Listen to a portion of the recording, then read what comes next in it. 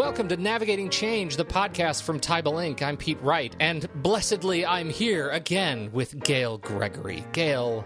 Pete, it is great to be here, as always. Every excuse to talk to you is a delight. Same here. And we have a good one today. We have a really good excuse today. Yes, we do. This is not some sort of manufactured phone-it-in excuse. It is really good. Well, that's good for a change.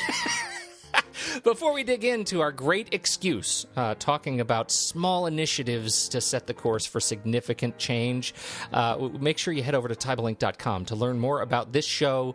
Subscribe for free to the mailing list. You just click the blue button right there on the homepage, and we will keep you updated every time we post new shows. Okay, so here I am working one day, and I'm having a reasonably good day. It's just several weeks ago, and I get this email from you, Gail, and it says, "I'm awesome," and then a link to a YouTube video. I go watch this video, and I am weirdly entranced by it. We are talking about a TED Talk from TEDx Fremont entitled "Forget Big Change, Start with a Tiny Habit" by Stanford professor BJ Fogg, with 2 G's. BJ Fogg. Gail, why was this so inspirational for you? Well, interestingly enough, Pete, I stumbled upon this via Ron Friedman, who's a friend of the show. Has been on. And he did this series of interviews that he called the Peak Work Performance Summit. And one of them that I listened to was Christine Carter, who was talking about this idea of small changes. And she mentioned BJ Fogg. So I looked him up and I started listening to it. And I loved his idea about how we make small changes and the impact that they ultimately have. And what caught me, which is what you're referring to at the beginning, Pete, and we have to have a clip of it, is he starts out and he's talking about one of the ways that we make small changes stick is by rewarding ourselves. And it's not the big reward that we've come to think of, like, if I lose 5 pounds, I can eat a big piece of cake. But it's these little tiny rewards. And he said, even when you do something positive, if you do something as small as saying, "I'm awesome," and that's exactly what he said, is "I'm awesome." It just, first of all, cracked me up. And second of all, really resonated with me, because I hope I'm not the only person out there that when I do something unexpected or something challenging, in my head, I actually say to myself, "You're awesome." I love that so much. Yeah, so I thought, oh my gosh, here is social science confirming that A, I'm not crazy, and B, it's a good thing to do. So, well, let's do it. Let's play a little bit of BJ Fogg here. This is Fogg introducing this concept, and he's giving the audience an exercise involving dental floss. We're going to practice some behavior change, and the organizers of this event have been very good at providing some supplies. So I want all of you to look under your seat right now and see what surprise is waiting for you. What I want you to do, and we debated whether we should really do this or not, but we're going to do it, is I want you to tear off one piece of floss like this. And what we're going to do, don't do it quite yet, we're going to practice what I call a tiny habit. And in this case, we're going to do something very, very small, and I'm going to have you floss one tooth. Not yet, we're going to do it all together. I know some of you think that's kind of gross, but we can do this. Now, there's one more piece, and I'll explain this a little bit later in my presentation. After you do a tiny behavior that you want to repeat in the future or maybe expand, what you need to do is celebrate victory. Immediately, right away. So I'm not talking about going out to the bar or going and making cookies or what have you. You need to tell yourself in some way that you're awesome. Okay? So we're going to practice this. There's a few ways to do this. I've mapped out 10 different ways to celebrate. But we're going to start with one that's pretty common, that works, and it goes like this. I'm awesome. Okay, you ready? 1, 2, 3. I'm awesome. Okay, let's try another celebration. And this one is bingo. Ready? 1, 2, 3. Bingo. Awesome.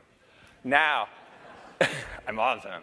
There are some people, when they're working with tiny habits with me, they like doing a little dance. And that makes them feel like, yeah, I'm rocking it. Okay, so ready? Little dance. 1, 2, 3. Awesome. Okay. I think that is just fantastic. Now, of course, he's talking about the small, tiny habits, right? The behavior that we need to incorporate in our own lives in order to introduce change and create new habits. And these little "I'm awesome" mantras help to enforce or reinforce that behavior so that we'll actually build new habits and over a hopefully shorter period of time will change how we relate to the world, right? Right. So that leads us to our institutional topic for today. That we have an opportunity when we approach big change in the organization. My hypothesis is that we can change the way we adapt by thinking smaller, by making sure that we address these tiny habits at an organizational level that lead to big change. Now, you have just written with the delightful, also friend of the show, Lauren Turner from UMass Lowell. You have co-written an article for Coupa HR, Are You Change Ready? Strategies for Workforce Management. And as I am reading this article, it is delightful. It's in the winter 2015-16 edition, and we'll put a link in the show notes. As I'm reading this article, I'm thinking, this is, you guys together are describing the benefits of tiny habits at an institutional level. Can you walk through your process and thinking about how tiny organizational habits might be helpful to folks? Yes, and I just want to go back to this idea of how tiny changes can really have a huge impact. And I think what happens institutionally is that we know there's a big change that has to happen, but when we look at it from the viewpoint of the big thing, it's overwhelming. What we recommend is breaking it down into smaller pieces. Pete, I think you remember I told you a while ago that I had hiked down to the bottom of the Grand Canyon with my sister a couple years ago. And I remember we were at the top and we had fantastic guides. And one of the things he said is, you hike the canyon the same way you eat an elephant, one bite at a time.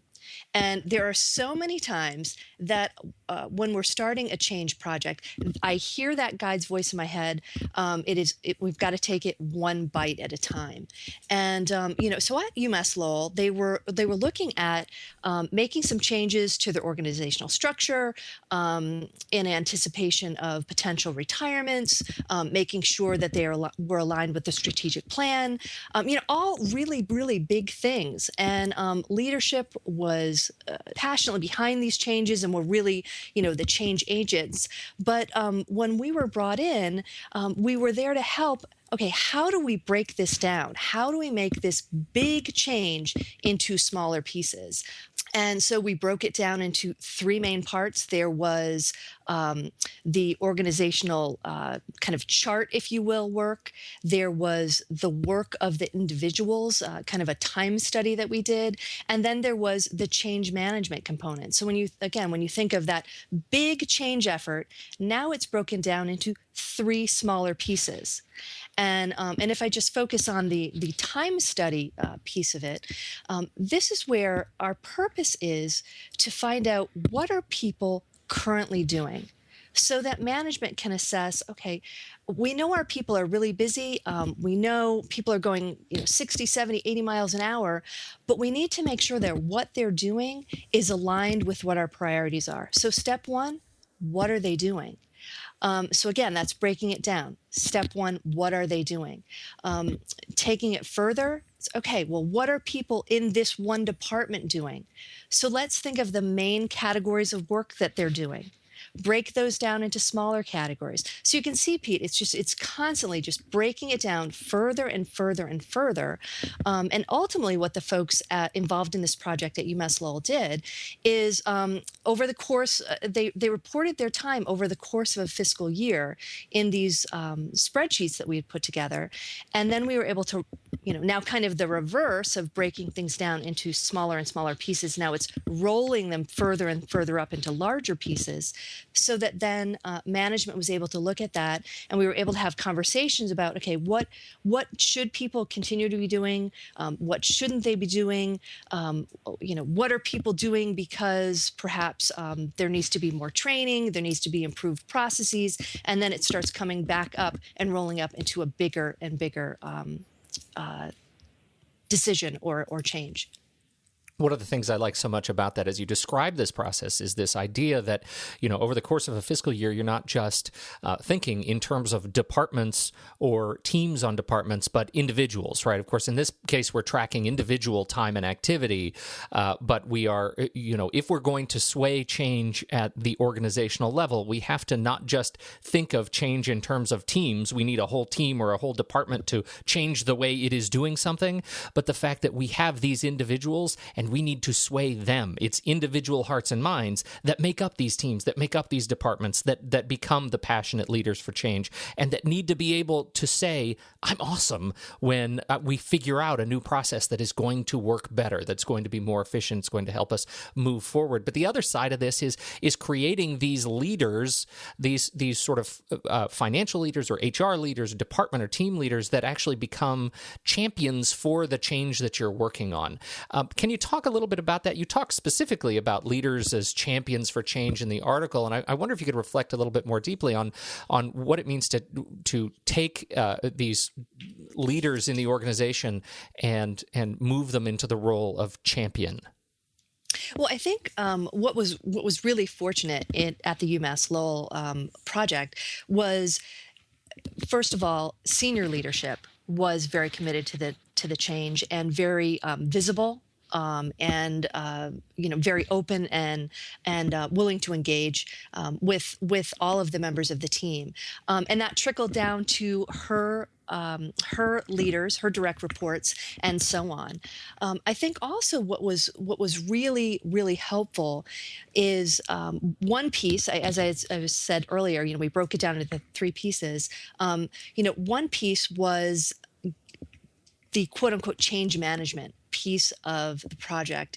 And part of that was getting everyone together, first as a kickoff, where senior leadership could be present and talk about why is this happening, what is expected, what's going to happen next, to be there to answer questions. The next level down was there to also give their stamp of approval and their commitment. So really kind of demonstrating to the rest of the folks involved how committed all levels of leadership were to this project. And then about 3/4 of the way through, Pete, we got everybody back together again and went through, we had a retreat, and we discussed change management principles. We talked about team and prioritization and a lot of different topics. But the key was getting everybody together. And these were some people worked very closely together, but when it was the whole big group, it wasn't necessarily people that they saw every day. And simply being in the same room, hearing the same message, again, with leadership there front and center, it gave people a shared vocabulary going forward that we hear from the folks at UMass Lowell. Some of the things that we covered in that retreat, people are still using that vocabulary today. Well, that was the thing I was going to ask. How much has this language sort of permeated the organization? It sounds like it stands to become kind of a standard way of approaching these the way you make change at UMass Lowell.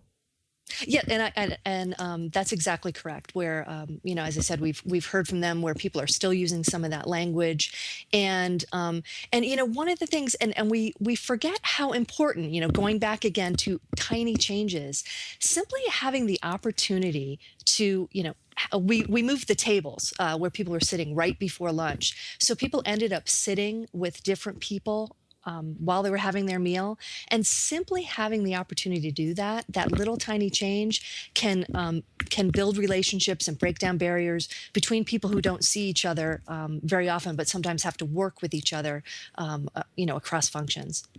One of the things that you talk about just on that point in the article is this idea that you give people the opportunity to ask the questions of themselves about their own work. What would your job look like if? What would you be doing differently than you are today if? What is working? What is not working? What keeps you up at night, right? To give people a chance to really reflect on what they're doing and on the smallest initiatives that they do in their day jobs, to see if there is a way that together you can impact change. And I just really like the way that the approach is laid out. When you look at your experience working on this project and writing this article, if you reflect on the biggest lessons learned for you personally, what did you bring out of the experience? Yeah, Pete, I think when I think back on what I learned or what I can take away from that experience, and again with writing the article with Lauren, is really the importance of leadership, presence, leadership, commitment, which was so present at UMass Lowell every step of the way.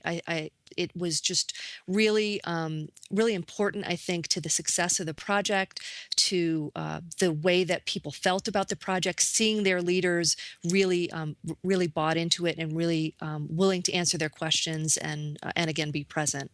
Well, it's a real treat. It's a great piece that talks about the success of a wonderful partner for us. The folks at UMass Lowell have been on this show a number of times, and we certainly appreciate their participation in getting this done and in giving us an excuse to talk about BJ Fogg and how awesome he is. I agree, Pete, and I think I want our listeners to take a couple things away from from a beginning and ending here with BJ Fogg is we talk about this idea of celebrating the small victories, and I think that is really, really important, especially as we find when we go on campus again how quickly people are moving and the amount of things that are on their plate.